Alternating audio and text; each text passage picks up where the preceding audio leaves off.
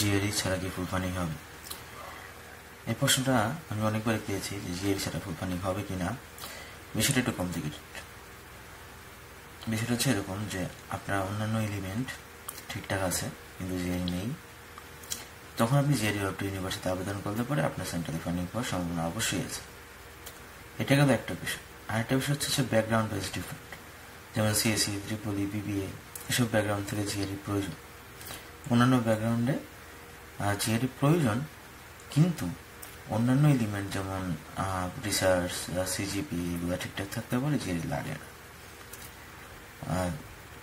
তবে আমি যেটা সাজেস্ট করি মানুষজনদের যে অন্তত একটা জিআরই পরীক্ষা দিয়ে কিছু একটা স্কোর রাখা দরকার, কারণ ফুল ফান্ডিংয়ে যাচ্ছে আর কখন কোন সময় কোন এলিমেন্টটা কাজে লাগে কোন ইউনিভার্সিটিতে বলা খুবই মুশকিল।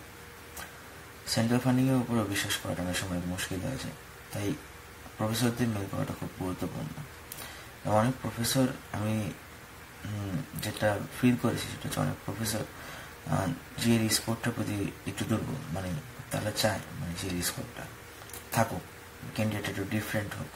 অনেকে ক্যান্ডিডেটের জিআরই স্কোর থাকে না, এর মধ্যে যদি তার ক্যান্ডিডেটের জিআরই স্কোর থাকে এটা সে আর কি ভালো চোখে দেখে।